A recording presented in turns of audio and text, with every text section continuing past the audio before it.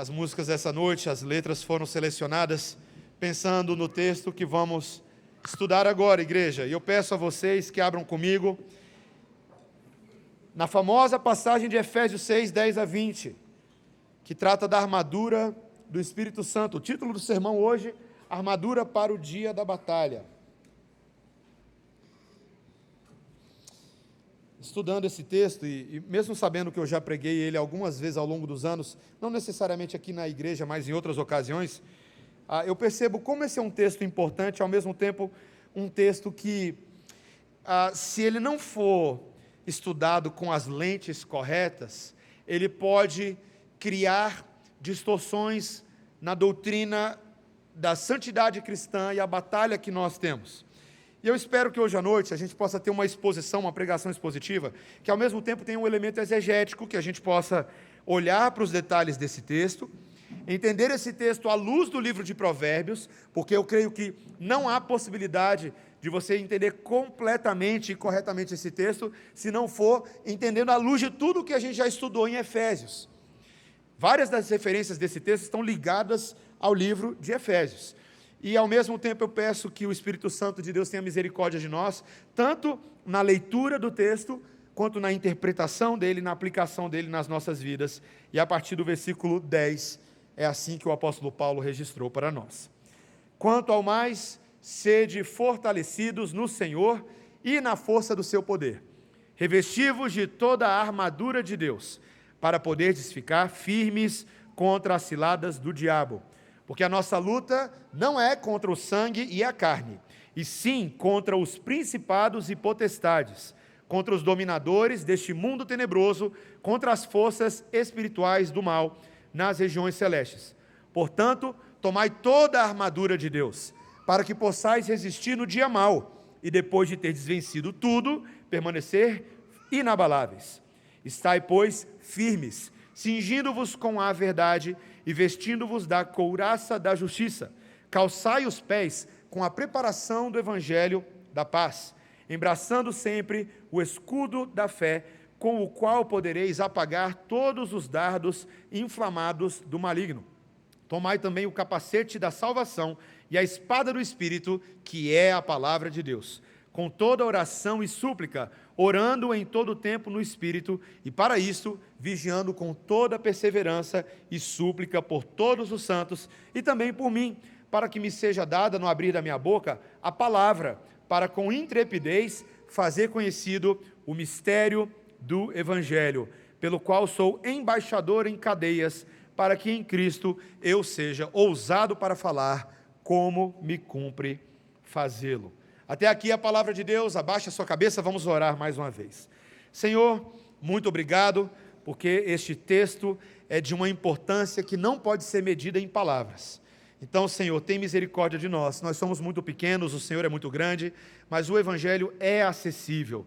O Espírito interpreta sim, e nós podemos reter muitas das verdades deste texto em nossos corações, para que elas modifiquem a nossa fé, aumentem a nossa esperança e o amor em Cristo Jesus. É a nossa oração. Amém. Crianças, vocês podem desenhar um soldado hoje à noite, né? Fica bem fácil, o texto fala de soldado, então vocês podem desenhar como se fosse um soldado romano. Vocês já viram um soldado romano?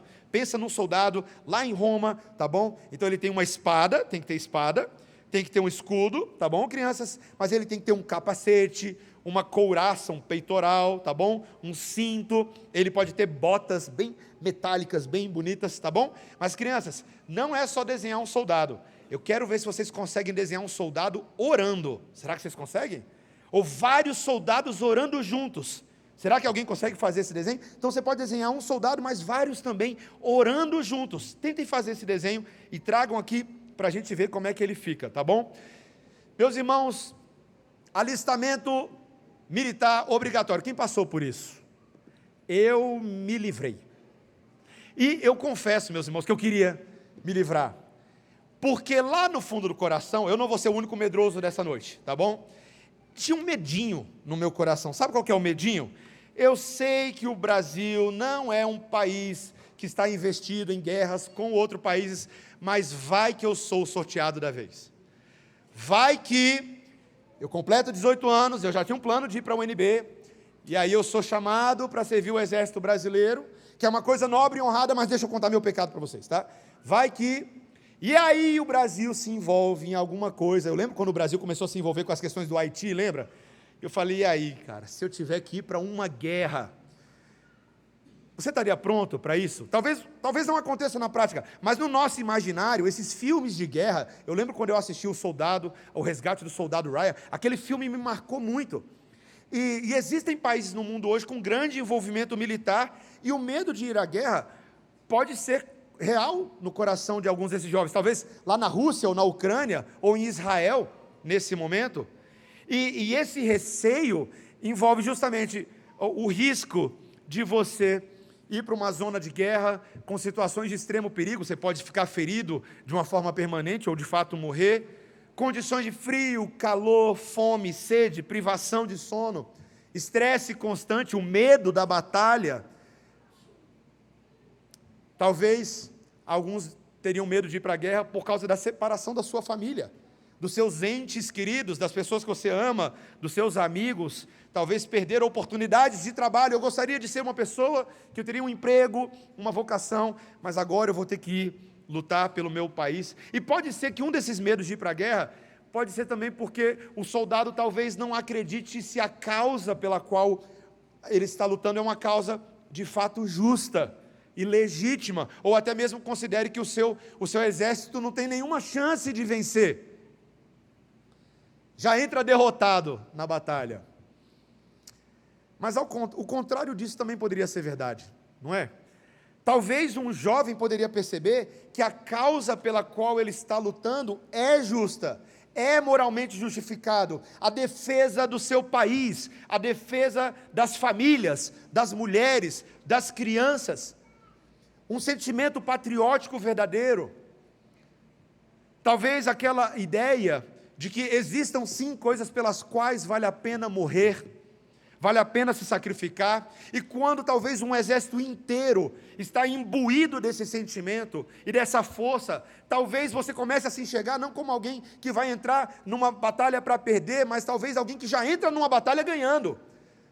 Maior é o que está em nós do que o que está do outro lado. Quem sabe esse sentimento é o que mova o coração de tantos jovens a irem para a guerra. E meus irmãos, eu morei um tempo nos Estados Unidos e eu vi de perto, eu tinha colegas meus de seminário que queriam ir. Um deles foi convocado para ir para o Afeganistão no meio do período de estudos. E a gente, todo mundo lá triste, o cara vai perder o seminário, vai ter que trancar. E ele estava, eu vou, eu não tenho problema com isso. E aquilo mexia comigo, sabe? Aquilo mexia comigo. Meus irmãos, de fato, se o soldado pensa que a vitória está do seu lado, se ela está assegurada, talvez a perspectiva dele mude. E eu não estou falando aqui da guerra que você acha que um dia você pode ir, tá? Jovem, adolescente aqui da igreja. Eu estou falando aqui da guerra na qual nós já nos encontramos. Eu não sei se você lembra disso, mas nós já fomos alistados. Essa convocação obrigatória já aconteceu no dia que Jesus escreveu o meu e o seu nome no livro da vida. O Pai, o Filho e o Espírito Santo convocaram para si um exército de salvos, de eleitos. E essa analogia que o apóstolo Paulo traz nesse texto tão importante na história do cristianismo, é um apelo final na carta de Efésios. A carta está quase acabando, esse é o último capítulo. E esse apelo é um apelo para que os crentes de Éfeso pegassem a mensagem central dessa carta e de fato vivessem o Evangelho. Para que eles aplicassem essa palavra nos seus corações, para que eles abraçassem de verdade a causa do reino. Então preste atenção em tudo, mas preste atenção agora. Esse texto não é um texto para você ter aqui apenas uma aulinha de demonologia, ou de angeologia, ou para saciar uma curiosidadezinha sua sobre essas questões, não. É um chamado do Evangelho para viver esse negócio, para entender o que está em jogo, de que nós fomos cosmicamente reconciliados com Deus, e de que existe uma batalha, existe uma guerra, mas existe uma vitória. uma vitória decisiva que já foi conquistada por Cristo para nós no passado, e o fato de que a gente está lutando agora do lado de Cristo é um testemunho claro disso, ou seja, você já entra nessa batalha que a gente vai aprender hoje à noite, no exército certo, se você crê em Cristo Jesus. Isso já muda tudo, né? Não muda tudo? Não é uma batalha sua para tentar conquistar uma salvação que você não tem, e aí se você conseguir ganhar do diabo, quem sabe você tem a salvação. Não, tem nada a ver com isso. É uma batalha daqueles que já pertencem a Deus, já creem em Jesus, já são vitoriosos nele. E agora precisam entender qual é a luta que nós temos no dia a dia. Essa vitória ainda não está totalmente completa.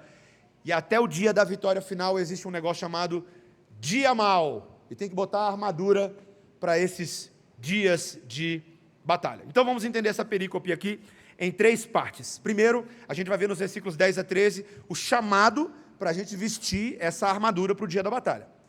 Os versículos 14 a 17, a gente tem o segundo ponto, o detalhamento dessa armadura, que cada um desses aí daria um sermão, mas a gente vai condensar tudo aqui.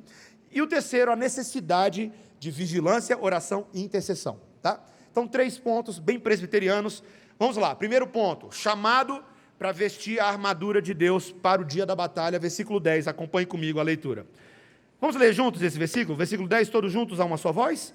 Quanto ao mais, sede fortalecidos no Senhor e na força do seu poder. Eu achei que a leitura foi muito fraca, vamos ler mais uma vez, vamos lá? Quanto ao mais, sede fortalecidos no Senhor e na força do seu poder. Meus irmãos, o apóstolo Paulo agora, aqui vamos lá, vamos a alguns detalhes. Primeiro que ele está empregando o uso do plural. Sede fortalecidos, não sede fortalecido. Ele poderia muito bem falar com a igreja pensando individualmente em cada pessoa que pertence à igreja, falando, eu estou falando com você, você seja fortalecido. Mas não, ele fala sede fortalecidos, como um grupo, como um exército é. E a teologia de Paulo em Efésios capítulo 2, versículos 19 a 22, é de que nós fazemos parte de um corpo, de uma igreja. Nós não somos soldados isolados, tentando batalhar uma batalha individual nossa. Até porque você sabe que soldado que é Lone Ranger, que é o soldado sozinho, que acha que é o herói sozinho, tenta vencer sozinho, o que vai acontecer com ele? As hienas pegam facinho, você nunca assistiu o Rei Leão, não? Separa o leãozinho, bota de longe assim, facinho de pegar. Agora, quando você está em bando, quando você é um bando de crentes, eleitos por Jesus, a batalha é outra. Então nós não devemos pensar nessa batalha como uma batalha individual. E se você está tentando batalhar essa batalha individualmente, você vai perder. Essa é uma batalha do corpo, da igreja, de um conjunto de soldados que se ajudam uns aos outros. E o que é esperado desses soldados? Sede fortalecidos. Algumas traduções em português podem aparecer sede fortes, mas não é uma boa tradução. Sabe por quê? Porque dá a impressão de que você consegue ser forte. Sede fortes. Não, sede fortalecidos. Fortalecidos, ele fala aí, no Senhor. Está vendo aí no texto? Então a força para ser capaz de batalhar essa batalha vem do Senhor, não vem de você. A força vem do poder de Deus. Desde o início de Efésios, Paulo vem dizendo que a batalha de fato pertence ao Senhor. Inclusive é um título de um livro do Scott Oliphant, um livro de apologética. A batalha pertence ao Senhor. Muito bom, pela editora Monegismo. Quem está batalhando há muito tempo é Deus. Quem está no controle dessa situação toda, do que nós vivemos, é o Senhor. A batalha pertence a Ele, então a força para batalhar, se você é do Senhor, só pode vir do Senhor. A força vem dEle e ela é essencial. Nós lemos hoje, meus irmãos, que o nosso irmão Tiago Martinello fez uma observação, que o texto de Isaías capítulo 59, que nós lemos hoje no culto, é uma descrição da armadura de Deus que ele coloca no seu Messias. Muita gente lê esse texto de Efésios 6 aqui, que a gente está lendo, e esquece que em muitos sentidos ele é uma citação desse texto do Antigo Testamento. Isaías capítulo 59, principalmente ali o versículo 17, está lá claramente, ele fala da couraça da justiça de Deus. Ele fala de que Deus olha para a situação em que o povo se encontrava, desanimado espiritualmente, que os inimigos estavam assolando espiritualmente o povo. Então o que Deus faz? Ele está vendo tudo, né? Aquela situação, o abandono dos órfãos, o abandono das viúvas, a justiça estava sendo corrompida. Então Deus fala assim, mas Eu escolhi um ungido, um Messias, tá? Um Messias, é a palavra hebraica para isso, que no Novo Testamento é qual palavra? Christos, tá? Messias, Cristo. Eu tenho um Cristo meu, que eu vou revestir ele com uma armadura, e esse Cristo vai ser capaz de fazer pelo povo o que o povo não pode fazer por si mesmo. Isso é muito importante você saber. É muito importante. A armadura que vem da parte de Deus é uma armadura que ela foi confiada primeiro ao Messias. E enquanto nós estivermos no Messias, essa armadura é transferida para nós. Então não é uma armadura que você vai lá e você pega sozinho pela força do seu braço e tenta colocar em você para você caber nela. Até porque quando Saul tentou fazer isso com Davi, deu ruim, né? Vocês lembram? Davi é o único corajoso que vai lá batalhar Golias. Beleza. Aí Saul, beleza, se é isso, então tá, então eu vou colocar nele a minha armadura. Meus irmãos, não deu certo, não era o tamanho dele, né? Ficou todo desengonçado lá dentro. E aí Davi falou, chá comigo que eu vou com o Senhor e vai dar certo. E de fato, Davi tinha uma armadura melhor do que aquela própria armadura de Saul nele, né? Era a confiança de que ele tinha no Senhor, de que a batalha pertence ao Senhor, de que ele é o Senhor dos exércitos, de que a vitória vem ao Senhor. Então quando ele cortou a cabeça de Golias, fala aqui, ó, foi Deus quem deu essa vitória ao seu servo. Os salmos triunfalistas de Davi, os salmos militares de Davi, são salmos em que ele não dá glória a si mesmo, apesar dele ser um general bem sucedido. Ele dá glória ao Senhor. Então agora veja, meus irmãos, presta atenção, quando nós falamos sobre nos revestirmos da armadura de Deus, na prática é crer em Cristo e aplicar a obra de Cristo em nós, na nossa vida. É se apropriar disso, é falar, Cristo tem uma armadura para o seu povo. Quem é essa armadura? Ele mesmo é a armadura, é a vida, é a obra, é o poder, é o mérito dele, aplicado em nós, apropriado por nós e praticado por nós. Então, é um chamado a nos revestirmos de Cristo, Somente esse tipo de armadura será útil, dada a natureza da oposição. Porque a batalha é contra quem? Versículo 12, veja aí comigo a leitura. Porque a nossa luta não é contra o sangue e a carne, e sim contra os principados e potestades, contra os dominadores deste mundo tenebroso, contra as forças espirituais do mal nas regiões celestes. Então existe um inimigo. Quem é esse inimigo? O texto deixa muito claro, tanto no final do versículo 11 quanto no versículo 12, é o diabo, Satanás, o adversário. A palavra Satanás, significa adversário. Então, esse é o inimigo. Quem é o diabo? Hoje é um sermão importante para a gente fazer cair por terra aquela ideia de que presbiteriano não fala sobre essas coisas. Nós falamos sobre tudo o que a Bíblia fala. Então nós devemos tratar desse assunto com seriedade, sem tom jocoso, sem sarcasmo bobo, porque se você fica com sarcasmo com esse inimigo, quem se dá mal é você. Quem é o diabo? Ele é igual a Deus, crianças? Ele é tão forte quanto Deus? Não, ele não é, tá bom, crianças? Não é assim como se o Deus fosse um Deus e o diabo fosse outro Deus, e aí eles têm forças iguais e eles batem, e aí vamos ver quem ganha. Não, não é isso, crianças. Nem precisa ficar preocupado, porque a Bíblia já declara que o diabo, na verdade, é um anjo. Então ele é menor do que Deus. Ele é um anjo forte, mas ele é menor do que Deus. E a gente pode ficar tranquilo, crianças, porque na verdade a gente não precisa ter medo dele, porque a própria Bíblia, o livro de Efésios, já fala que o Filho de Deus é maior do que o diabo. Então a gente tem que ter muito cuidado quando a gente vai tratar desse assunto. Por quê? Volta em Efésios capítulo 1. Ele vai falar de principados e potestades. Mas olha o que a Bíblia fala sobre principados e potestades. Ele vai falar lá da bênção de Deus em Cristo, Efésios 1, 20, tá? Versículo 20. Ele fala, o qual ele exerceu ele em Cristo, ressuscitando-o dentre os mortos e fazendo-o sentar à sua direita nos lugares celestiais, acima de todo principado e potestade e poder e domínio e de todo nome que se possa referir, não só no presente século, mas também no vindouro. E pôs todas as coisas debaixo dos pés, e para ser o cabeça sobre todas as coisas, o deu à igreja. Meus irmãos, está vendo, se você ler o texto lá de Efésios 6, sem esse texto aqui, você coloca meio que em pé de igualdade. Você fala assim, não, mas ele já falou que não. Cristo foi, quando ele ressuscitou e subiu aos céus, lhe foi dado direito e poder acima de todo o principado e potestade. E isso já aconteceu. Já aconteceu. E essa vitória de Cristo já foi selada, o texto fala no versículo 22, que foi confiada à igreja.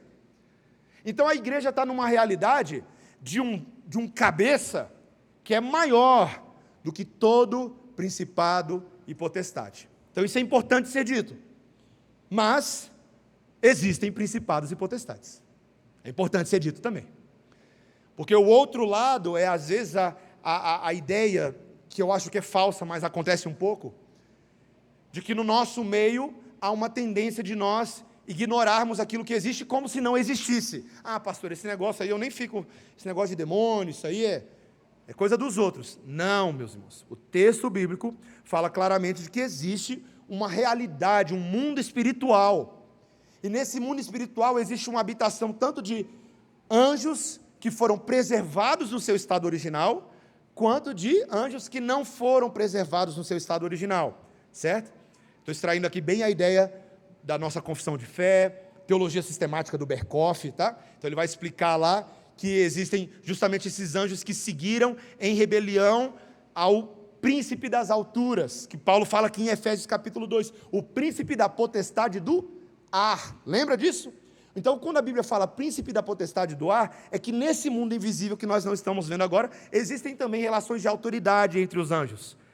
E alguns deles são autoridades do bem e outros são autoridades das trevas. Então, ontem mesmo eu estava conversando com uma pessoa e a pessoa perguntou para mim, com muita sinceridade, pastor, mas isso existe mesmo? Eu falei, existe? Existe. Eu não devo ficar com medo de nada, mas existe, eu tenho que reconhecer que existe.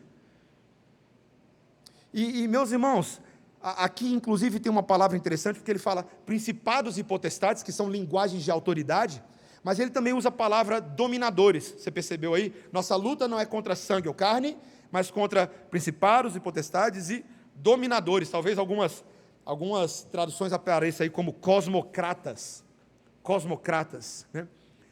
Eu acho muito interessante, porque Paulo sabia que ele estava escrevendo para uma igreja em Éfeso, uma igreja no meio de uma cidade onde havia uma miríade de divindades que eram adoradas. E Paulo poderia muito bem entrar numa aqui de uma pequena aula de sair listando nomes de entidades malignas, de demônios. Ele poderia. Existiam deuses de pedra que eram feitos, representações, mas que por trás, muitas vezes, daqueles deuses, haviam demônios que estavam sendo adorados, como acontece no mundo até hoje. Tá? Novamente, se você for lá no Nepal, ou se você for aqui nas próprias tribos no Brasil, você vai perceber que existe uma relação de adoração da natureza, mas um entendimento de que por trás daquilo existe um espírito, uma potestade que deve ser adorada. Mas, claramente, o que Paulo está dizendo é que esses dominadores deste mundo tenebroso, ele fala aí literalmente isso no versículo 12, né, deste presente século, eles exercem influências sobre as pessoas. E eles estão em contraste com Deus. Se por um lado eles são trevas, Deus é luz. E isso tem que estar claro para a gente, isso existe. Para a gente não viver a nossa vidinha enganado, meus irmãos. Isso existe. O texto fala, versículo 12, eles estão nas regiões celestes, nessa dimensão espiritual. Eles são poderosos, mas não tão poderosos assim. Eles são poderosos, mas Cristo venceu sobre eles na cruz. Eles são poderosos, mas o Senhor é maior do que eles. Então, essa é uma visão equilibrada sobre esse assunto. E o apóstolo Paulo, então, para finalizar esse primeiro ponto, ele diz no versículo 13, portanto, tomai toda a armadura de Deus, para que possais resistir no dia mau. Duas ideias muito importantes, preste atenção. Primeiro, eu preciso me apropriar de tudo o que Deus vai me dizer agora. Toda essa armadura que vai ser descrita agora, eu preciso de todas as peças dela. Tudo que ela dá. Não só uma, não só duas, mas todas as 6 peças. Tá? Toda a armadura de Deus. Por que eu preciso? Porque eu preciso delas para resistir no dia mau. É interessante porque aqui há uma discussão dos comentaristas sobre o que é esse dia mau. Será que esse dia mau é apenas no dia que uma tentação vem? Ou um problema vem? Então naquele dia eu preciso da armadura, mas nos outros dias eu não preciso da armadura? Se você pensa dessa forma também é um problema. Porque aí você só ativa o evangelho convenientemente quando você precisa, né? Opa, o bicho está pegando, o que está acontecendo? Estão demitindo todo mundo no trabalho, estou com medo de demissão. Vou orar. Não é certo isso. O dia mau, meus irmãos, são todos os dias com os quais nós temos que lidar com o inimigo da nossa alma. Todos. Porque ele não dá trégua nenhum dia. Inclusive, Pedro, ele diz em 1 Pedro que nós estamos vivendo nesses últimos dias, e lá em 2 Timóteo capítulo 3, Paulo vai falar que esses últimos dias são caracterizados por uma ação constante ainda de Satanás. É curioso, né? Por um lado, ele já foi derrotado na cruz, mas por outro lado, ele é teimoso, e não quer arredar pé. Né? A influência dele foi grandemente reduzida quando Jesus ressuscitou dos mortos. Glória a Deus por isso. Mas por outro lado, sabe aquele exército que vai saindo, se arrastando do campo de batalha, aquela barata que você pisa nela, morre miséria, mas ela continua, eu estou viva ainda, se arrastando.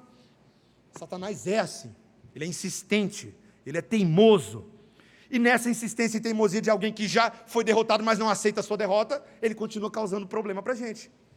Então, nós precisamos estar adequadamente revestidos para poder resistir no dia mau. Meu irmão, minha irmã, vamos rasgar o verbo aqui. Eu e vocês lidamos com o dia mau todos os dias. Todos os dias. Satanás não está tão preocupado, ele está, mas ele não está tão preocupado com aqueles que já estão sob o domínio dele. O foco dele é tentar fazer tropeçar e acusar aqueles que dão trabalho para ele, a igreja do Senhor.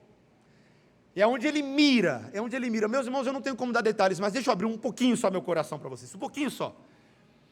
Alguns dias atrás, eu conversando com a minha esposa, conversando com ela, batendo papo com ela, e analisando uma série de coisas, na nossa vida, família, a realidade das pessoas ao nosso redor, eu e ela concluímos juntos, de que o diabo estava apertando bastante, apertando muito o cerco. Eu não estou falando aqui da dimensão nossa só de pecado pessoal, não. Eu estou falando de um olhar para a maneira como as coisas estavam acontecendo e falando assim, cara, está pesado esse negócio. E o problema meu e seu é que a nossa tentação quando o bicho aperta é ir atrás de soluções humanas para resolver os nossos problemas. Eu sei que você faz isso, eu também faço. Aí a gente fica humanamente tentando resolver. A gente nem se lembra de Deus. Se você precisa da armadura de Cristo para resistir no dia mau, se você não estiver pensando em Cristo no dia mau, você não vai resistir. Essa é a lógica, o raciocínio lógico desse texto. Então, meus irmãos, como que nós podemos viver a nossa vida de santidade? Ele vai detalhar aqui, é o nosso segundo ponto, ele vai detalhar a armadura. E nós temos 6 itens dessa armadura. 6 itens cuja teologia de cada um deles precisa estar bem clarinha na sua cabeça. Faça como Jonathan Edwards. Jonathan Edwards fazia uma lista das coisas. Ele falava assim, essas são as coisas que eu não posso esquecer. Ele chegou a escrever 70 resoluções quando ele tinha 17 anos de idade, das coisas mais importantes da vida dele como um jovem crente, que ele não podia esquecer. Essa lista aqui não são 70, só são 6, então dá para você guardar, dá para você memorizar e dá para você meditar nelas. Vamos lá, qual que é o primeiro item? O importante é que, novamente, no versículo 14, ele diz, estai, pois, firmes. De novo, plural, está convocando, vocês, todos firmes. Firmes, cingindo-vos com a verdade, tá? Cingindo-vos com a verdade. O primeiro item da armadura de Deus para mim e para vocês é esse cinto em volta dos lombos. Aqui, meus irmãos, as traduções, às vezes, elas existe um pouquinho de discussão se ele está falando de um cinto propriamente dito, ou se de um tipo de avental que os soldados colocavam por baixo da roupa, e esse avental era como se fosse a primeira camada de roupa antes de colocar a armadura, que também faria sentido. É um tipo de cinto que vai dar ajuste interno, que vai prender todas as peças da roupa. E ele fala que esse cinto é o quê? O cinto da verdade, a primeira peça do equipamento. Novamente, o Senhor Jesus Cristo falou que Ele é o caminho, a verdade e a vida, de que a verdade reside nele, de que Ele é a luz do mundo, e se você conhecer a verdade te libertará. Portanto, o que Ele está dizendo é que, eticamente, na prática, nós precisamos ser o povo da verdade. A arma da nossa milícia não pode ser carnal, e sim poderosa em Deus. Significa que a gente tem que usar a verdade e não a mentira. Primeiro problema para a gente, não é verdade? Porque o diabo é o pai da mentira. E aí, às vezes, no dia a dia, quando a gente quer resolver os nossos pepinos, a última coisa que a gente quer lançar a mão é da verdade, e sim da mentira. Porque a gente acha que a mentira vai nos livrar, mas a mentira tem perna curta e o Pinóquio tem nariz longo. A mentira é um problema. Um abismo puxa outro abismo. Então nós devemos ser um povo que luta pela verdade e luta com a verdade. Cristo é o Deus da verdade, meus irmãos. E vamos lá, vamos falar aqui uma coisa. Ser o povo da verdade às vezes dói. Porque a gente perde alguns benefícios, não é? Benefícios humanos.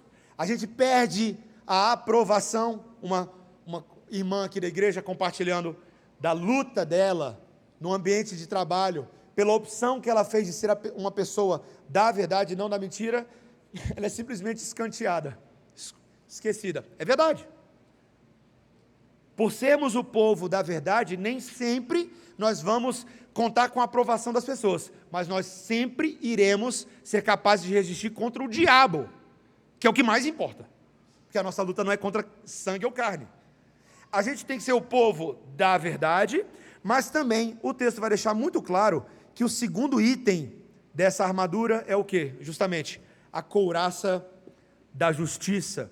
Meus irmãos, a couraça da justiça, ele fala aí no final do versículo 14, vestindo-vos da couraça da justiça. Importante a couraça, né?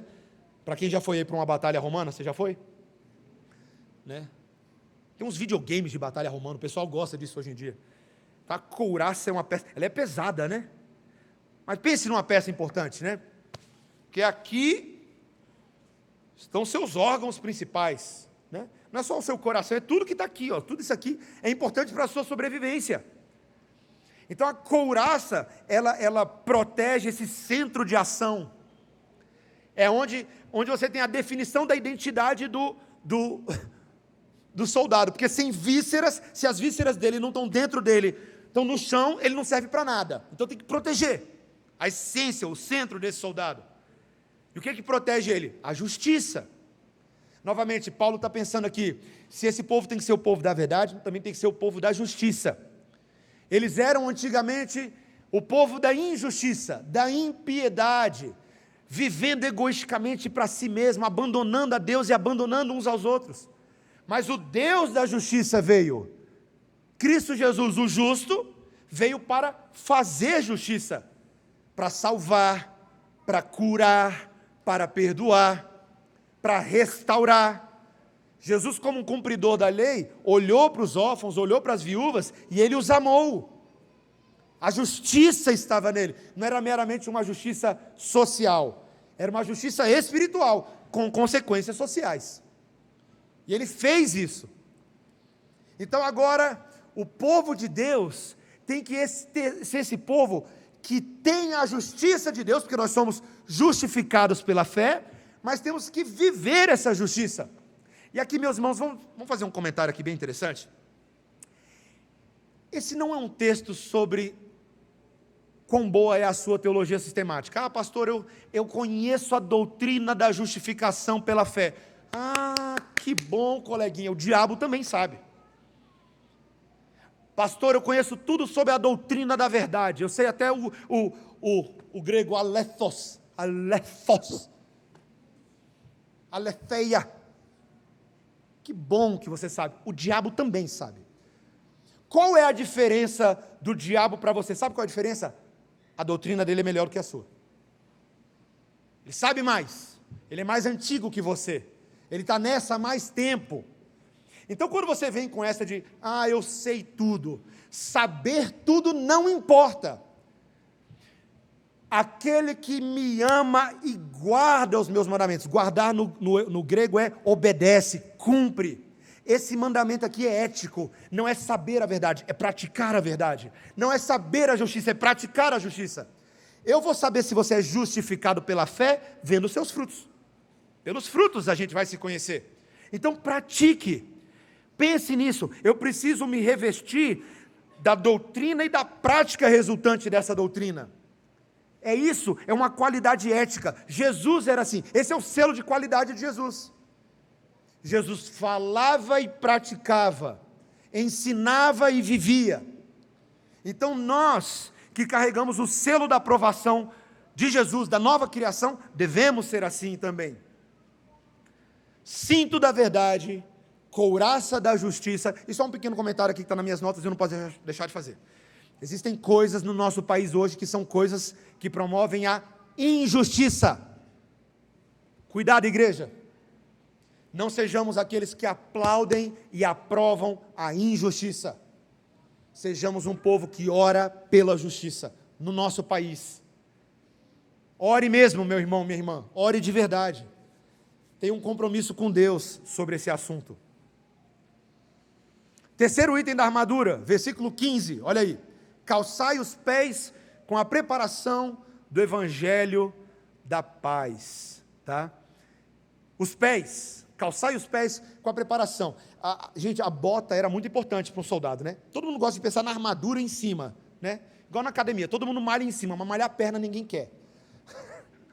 Bota, sapato é importante. O erro aqui, e eu já cometi esse erro então, durante alguns anos, a nossa tendência a interpretar esse versículo, inclusive algumas traduções, uma tradução antiga da NVI tinha uma tradução que era calçai os pés com a prontidão para espalhar as boas novas da paz. Como se esse versículo estivesse falando de um item que é agora para você ser um mensageiro.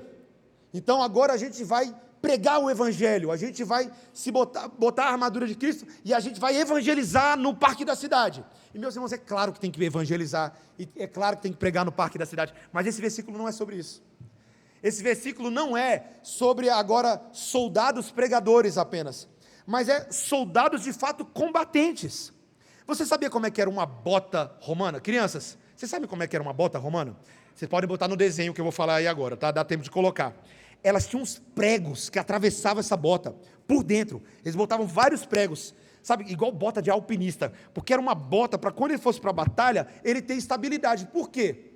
Porque o soldado na guerra, se ele não tiver uma bota que bota ele no chão bem preso, ele vai cair. E se ele cair, ele pode morrer. Então, para segurar aquele escudo que era gigantesco e aquela espada que era pesada e a armadura, ele tinha que ter estabilidade. Então eram calçados de estabilidade, igreja. E qual é a estabilidade? E faz todo sentido. Qual é a estabilidade da igreja? O evangelho da paz.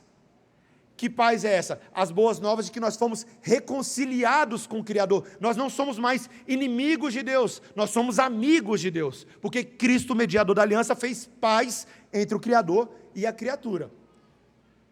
Você talvez esteja pensando assim, pastor, ainda não entendi. Meus irmãos, aonde é que Satanás ataca a igreja quando a tentação vem? Quando você está ali sofrendo com o pecado, lutando, ele quer ameaçar a sua estabilidade e questionar se você realmente é esse crente todo que você diz ser. Viu? Você não dá conta, você perdeu a batalha de novo, a tentação venceu de novo, lá vem o acusador de novo, você não é de nada.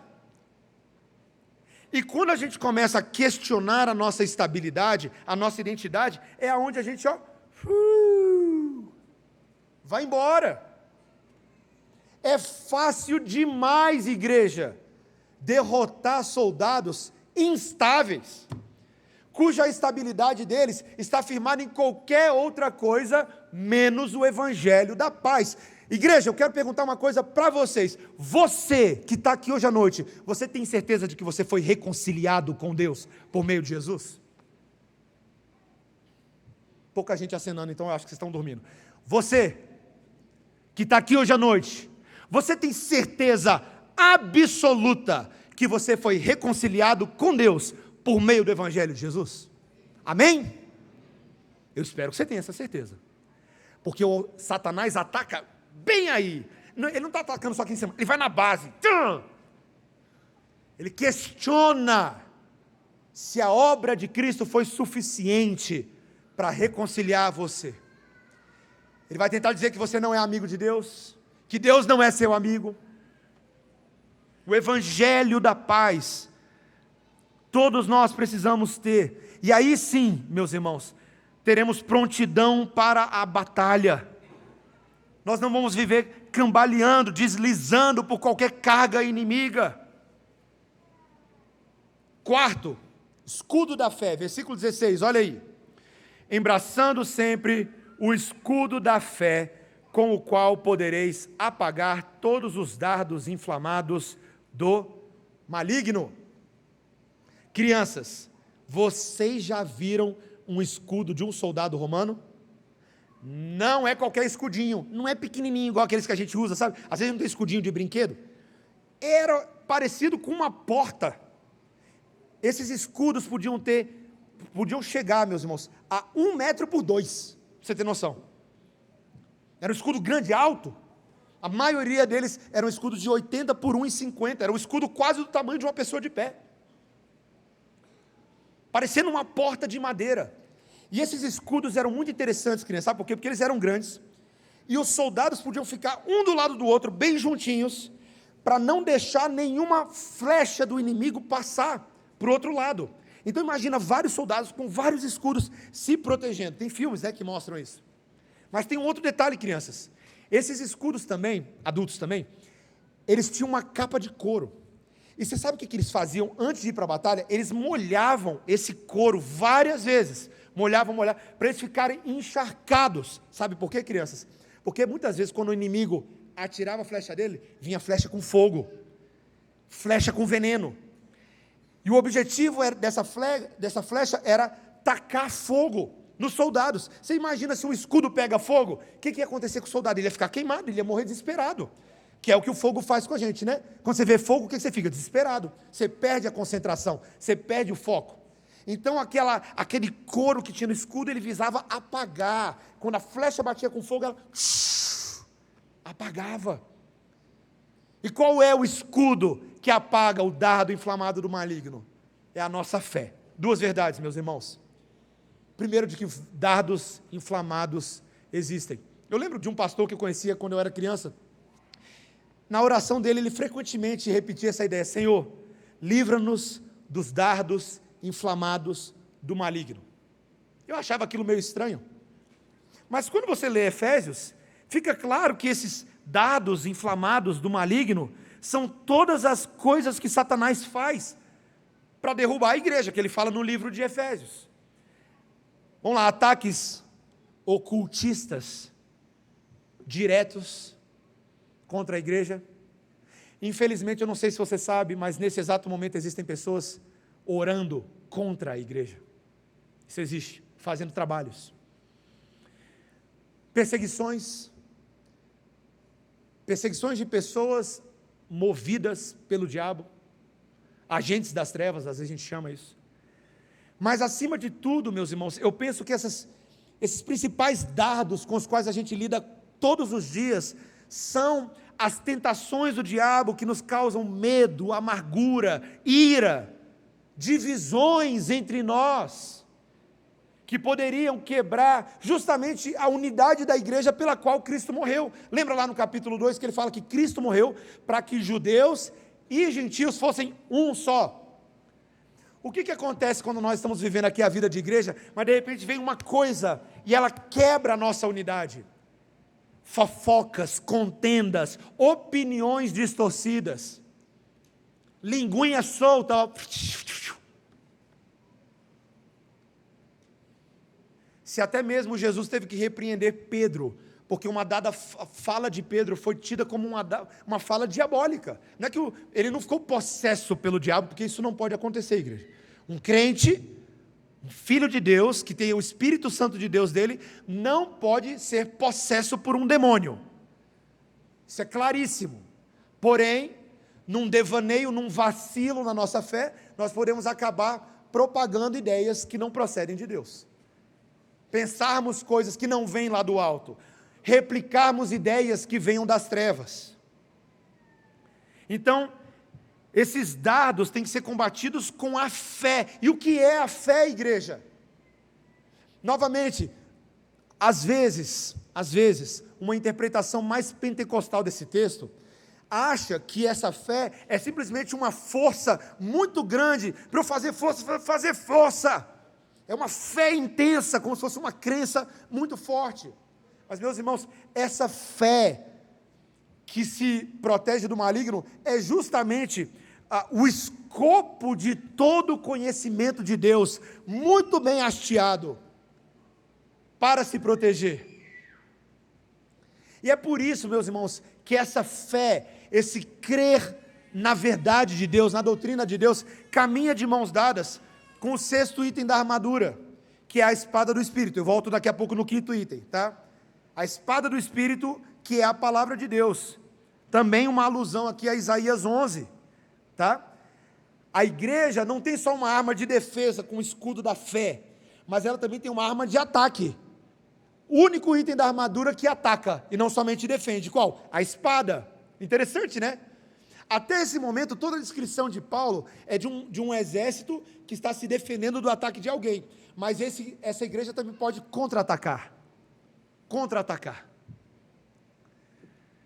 A gente pode contra-atacar com a verdade quando nós somos pessoalmente tentados pelo mal. A fé ativa a palavra de Deus para eu contra-atacar. Se as mentiras estão reinando, a verdade volta.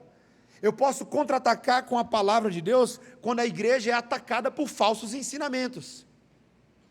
Então, em vez de apenas ficar pedindo desculpas pela nossa posição, eu proponho a visão do Evangelho. Eu digo o que a Bíblia fala sobre aborto, sobre criação de filhos, sobre gestão do seu dinheiro, sobre o uso do tempo, sobre sexualidade, sobre fidelidade.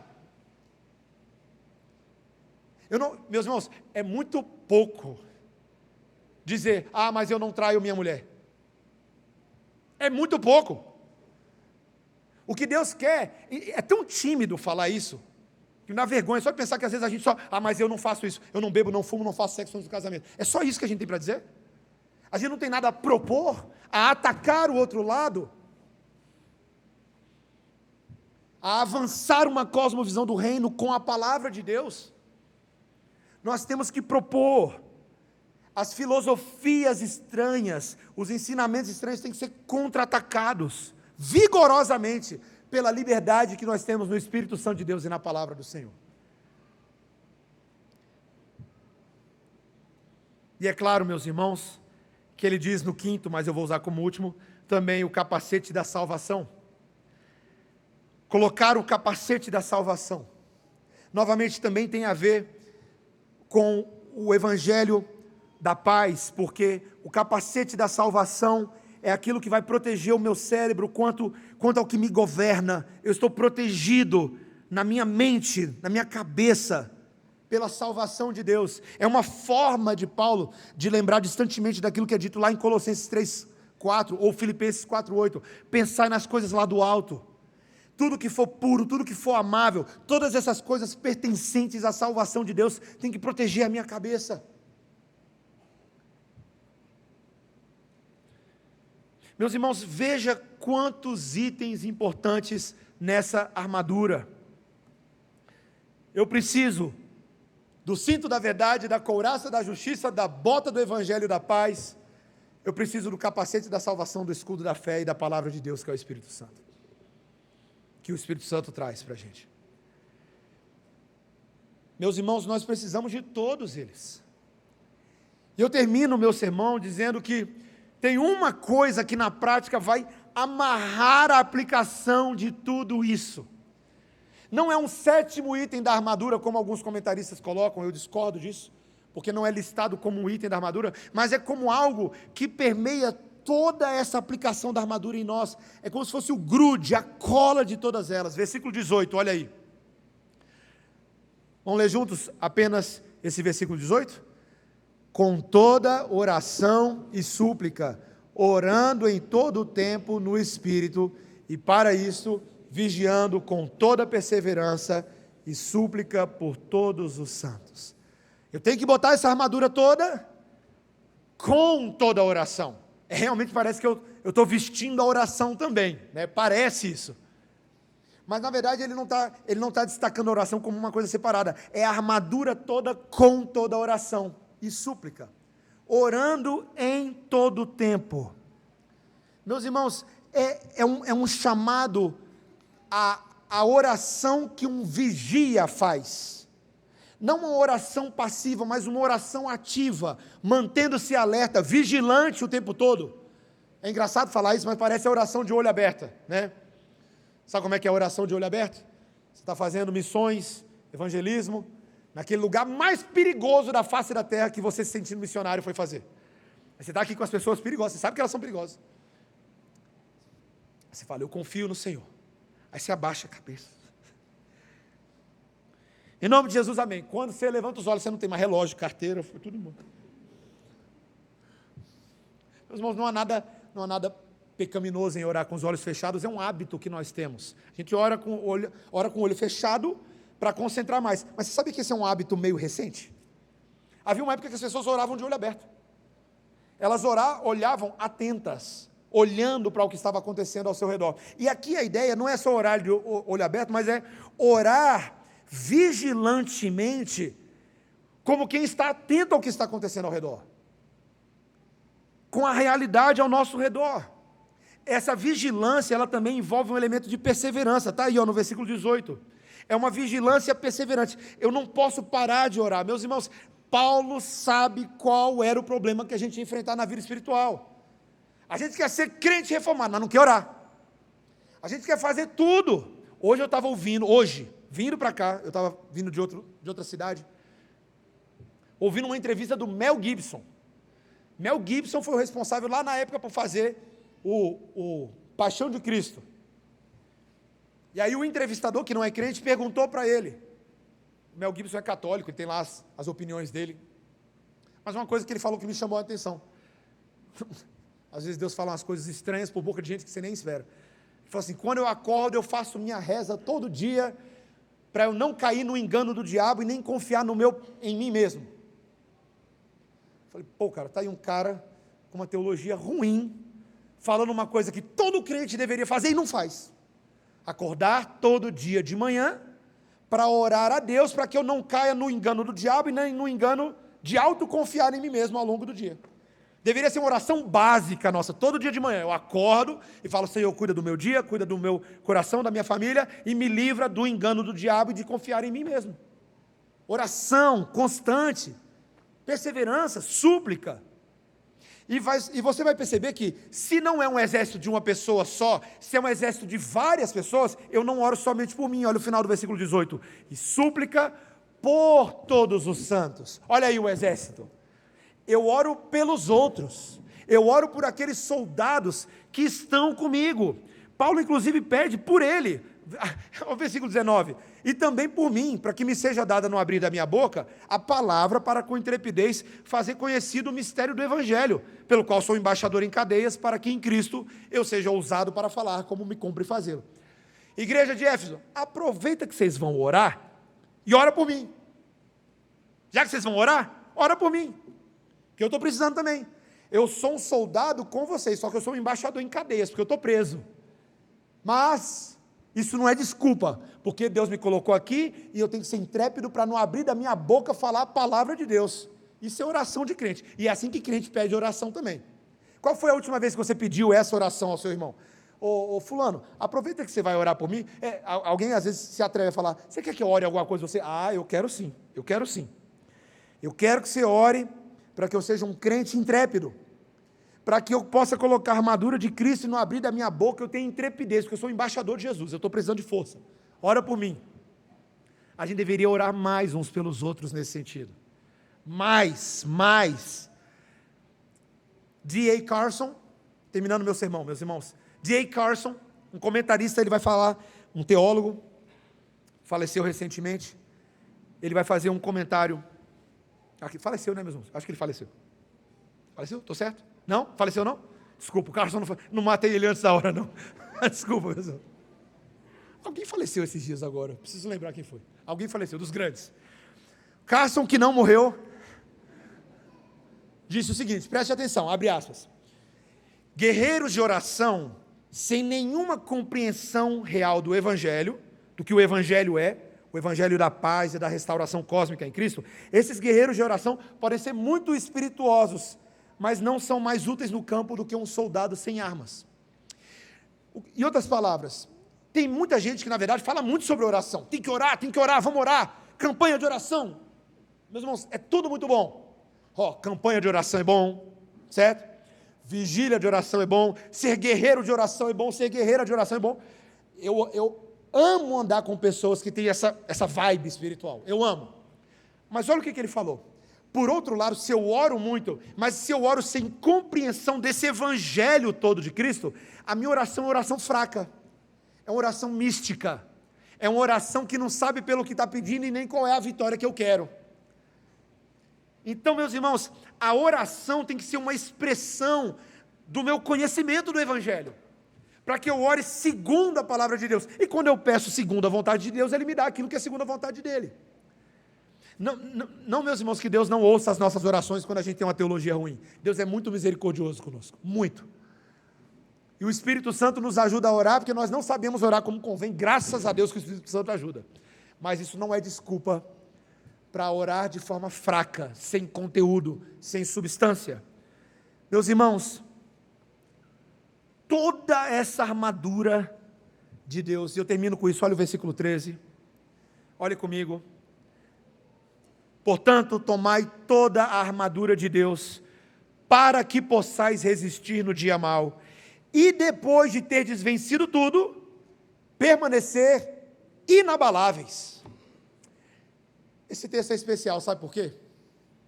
Porque em vez de ser um texto para um derrotista que já, pastor, eu nem vou ler esse texto aqui, porque, pastor, eu estou lutando há tantos anos com aquele pecado, com aquela coisa, isso é derrotista.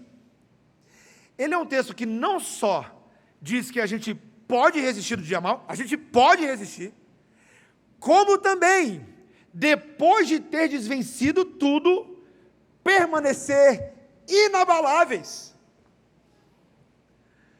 Meus irmãos, é um texto que não faz pouco caso do poder de Jesus pelo seu Espírito Santo de nos ajudar na luta contra o diabo. Nós somos capazes de vencer em Cristo e permanecer inabaláveis pelo poder de Jesus.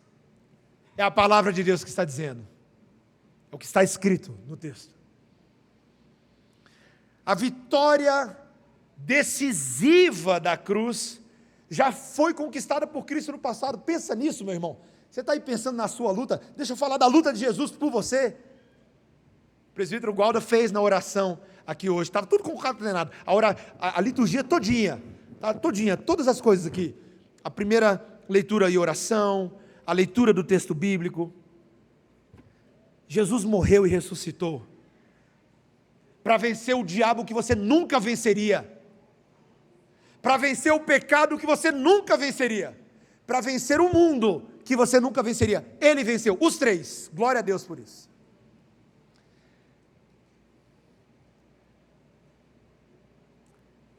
Mas essa vitória completa de Cristo está num futuro próximo, e Ele já está garantindo para nós agora, de que nós já estamos colhendo os louros dessa vitória, já conquistada, e caminhamos para a consumação dela.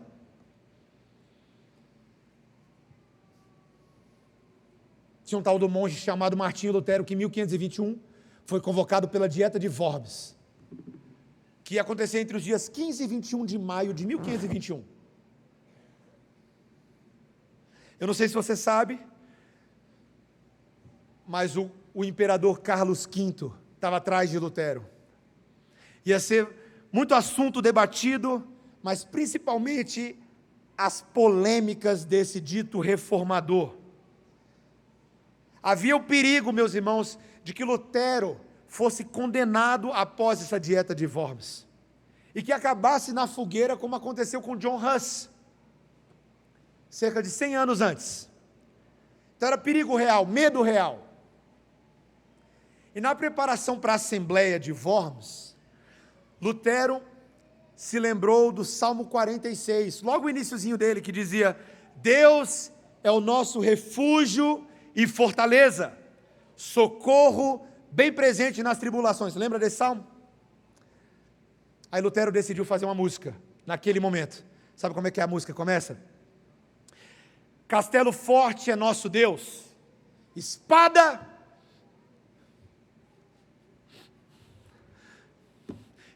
e bom escudo, com seu poder defende os seus em todo transe agudo. Com fúria pertinaz, persegue Satanás. Com ânimo cruel, mas forte é o Deus fiel. Igual não há na terra. A força do homem nada faz. Sozinho está perdido. Mas o nosso Deus socorro traz em seu Filho escolhido. Sabeis quem é? Jesus, o que venceu na cruz, Senhor dos altos céus, e sendo o próprio Deus, triunfa na batalha. Se nos quisessem devorar, demônios não contados, não nos iriam derrotar, nem ver-nos assustados. O príncipe do mal, com seu plano infernal, já condenado está. Vencido cairá por uma só palavra. De Deus o verbo ficará, sabemos com certeza, e nada nos assustará. Com Cristo por defesa. Se temos de perder família, bens, prazer, se tudo se acabar e a morte enfim chegar, com Ele reinaremos. O melhor hino já composto na história da cristandade. O melhor. Bota em qualquer um. Tem uns que são muito bons, mas esse é o melhor. De um homem que achava que ia morrer logo em breve. Estava pronto para isso. Ainda que fosse difícil. A força não estava em Lutero. A força está no castelo forte da igreja. Jesus, igreja. Você crê nisso, irmão? E eu vou fazer aquelas perguntas que tem que fazer. Qual é a batalha que você tem sofrido agora? Nesse momento. Qual é o pecado? Qual é a luta da qual você fala assim: Senhor, eu não dou conta? Se você entendeu o sermão dessa noite, você até pode ser um soldado que está com medo de ir para a guerra, como eu que tinha medo de ser alistado. Mas a guerra já está acontecendo e a vitória também. Então lembre disso. A guerra já está acontecendo, mas a vitória também.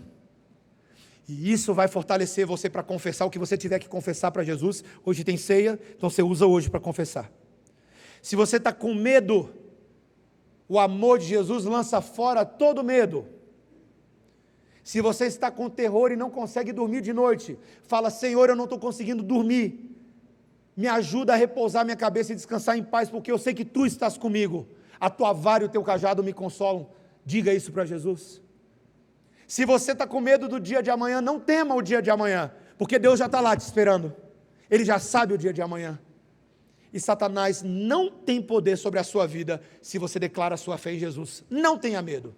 Não tenha medo. Então confesse, perdoe, reconcilie, abra o seu coração para Jesus nessa mesa. E vamos orar então. Abaixe a sua cabeça. Senhor, obrigado. Obrigado porque nós temos Cristo do nosso lado. E a vitória dele é total e completa. Senhor, obrigado, porque não falta à igreja nada do que nós precisamos. Muito obrigado. Obrigado porque a Tua palavra é fiel, porque Cristo é perfeito, e a igreja triunfa sobre o inferno. Fortalece a Tua igreja, Senhor, é a nossa oração, em nome de Jesus. Amém.